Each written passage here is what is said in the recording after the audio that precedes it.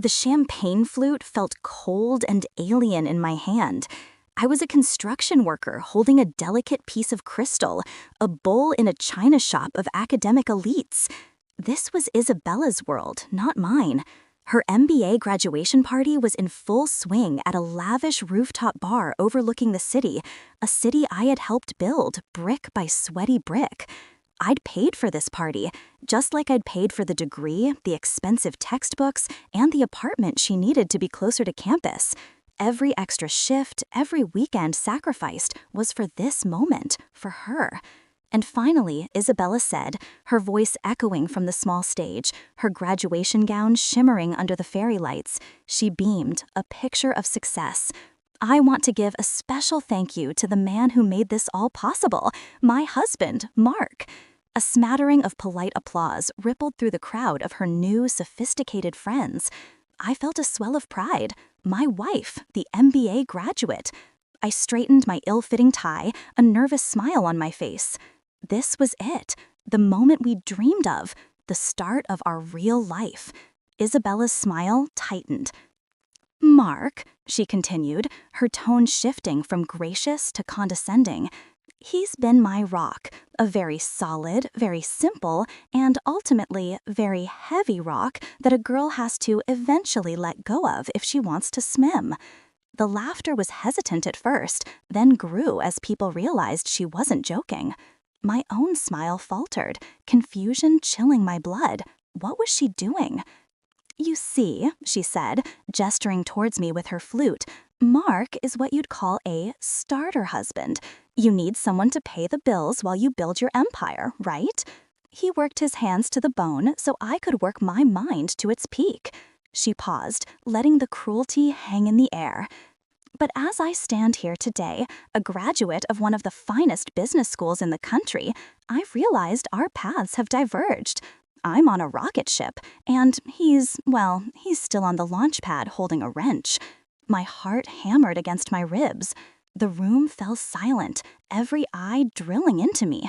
I could feel the pity, the morbid curiosity. My face burned with a humiliation so profound it felt like a physical blow.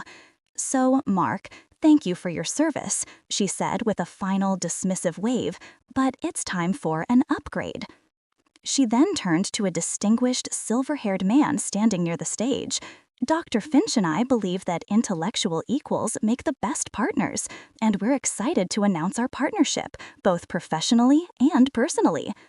Dr. Alastair Finch, her celebrated thesis advisor, stepped forward and slid his arm around her waist. He gave me a look of bored superiority, a silent confirmation of my obsolescence. The crowd erupted into confused whispers and a few pockets of awkward applause. I was frozen, the champagne flute threatening to shatter in my grip. She hadn't just left me, she had publicly executed our marriage, our history, my dignity, all for a cheap laugh and a dramatic announcement. I don't remember leaving. The next thing I knew, I was back in our apartment. Her apartment, I corrected myself. It was hollow and silent. Her closets were half empty. She had been planning this for months. Every late-night study session, every weekend seminar was a lie. I sank onto the floor, the years of sacrifice flashing before my eyes. The double shifts at the construction site, my calloused hands aching as I packed her lunches. The dreams I'd shelved, my own college degree, a simple plan to study architectural engineering, all postponed for her ambition. Days turned into a week of numb disbelief. Then the anger began to simmer. It wasn't just the affair, it was the calculated cruelty. She hadn't just cheated, she had erased my contribution, painting me as a simple-minded stepping stone. I started packing her remaining things into boxes, a grim and methodical process. That's when I found it. Tucked away in a folder on our shared desktop, under the innocuous name Old Uni Stuff, was a ghost from my past. It was my old college coursework from before I dropped out to support her. Specifically, it was the detailed proposal and preliminary research for my final thesis, a complex economic model for sustainable urban development. An idea I had been passionate about, an idea I had naively shared with her during one of her own study blocks, trying to help her brainstorm. My blood ran cold. I opened another folder, her award-winning thesis, the one that had secured her the summa cum laude honors and the six-figure job offer at Dr. Finch's consulting firm. I put them side by side on the screen. It was all there. My data, my framework, my unique theoretical approach. She had stolen it. She had taken the blueprints of my abandoned dream and built her entire future on them. She hadn't just used my money, she had cannibalized my intellect, the very thing she mocked me for lacking. Dr. Finch, her esteemed advisor, had either been grossly negligent or, more likely, complicit, eager to attach his name to a groundbreaking paper. The grief in my chest curdled into something cold and hard. Revenge. It wasn't a hot-blooded desire, but a cold, calculated necessity. This wasn't just about a broken heart anymore. This was about reclaiming the one thing she couldn't take from me unless I let her, my mind. I didn't hire a lawyer for a messy divorce. That was too simple, too expected. I waited. I followed her new life from a distance, watching her social media posts about her brilliant career, her globe-trotting with Alistair, her smug pronouncements on success.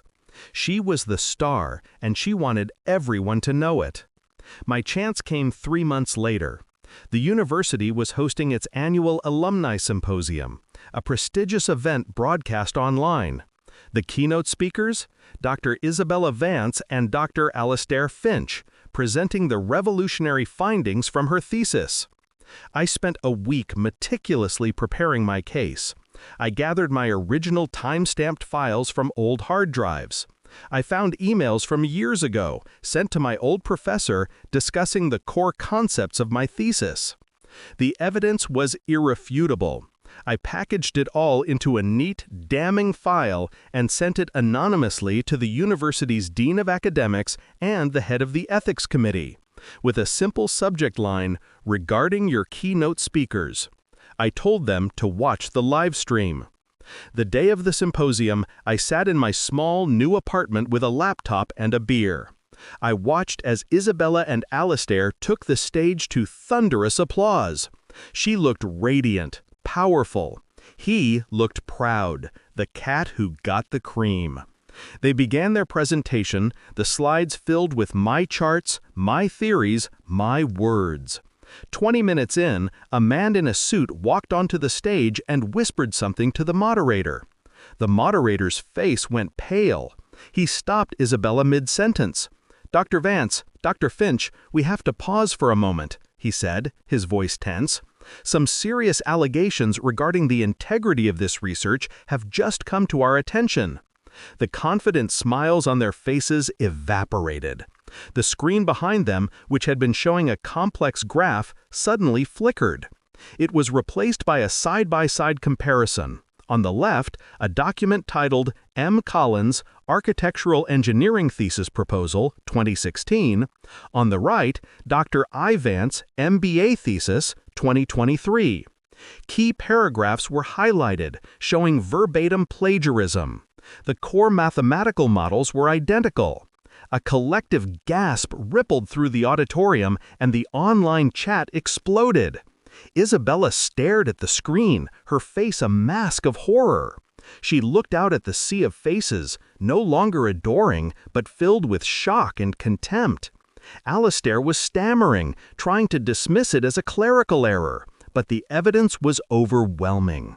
They were frauds, exposed on the biggest stage of their careers. I closed the laptop. I didn't feel the triumphant glee I thought I would. Instead, I felt a profound sense of quiet. It wasn't about destroying her, it was about reclaiming myself. The public humiliation she had subjected me to was now hers, magnified 1,000 times over. The fallout was immediate and brutal. An official investigation was launched. Her MBA was revoked. The job offer vanished. Dr. Finch was fired for the academic fraud that happened under his supervision. Their careers were over. Their relationship, built on a foundation of lies, crumbled under the weight of their shared disgrace. I sold the house and used my half of the money to pay the deposit for my first semester back at college. The story ends not with me gloating, but with me sitting in a lecture hall, a notebook open, a pen in my hand. The professor at the front of the room was talking about structural integrity, about the importance of a strong foundation. And for the first time in years, I felt like I was finally building something for myself, on solid ground.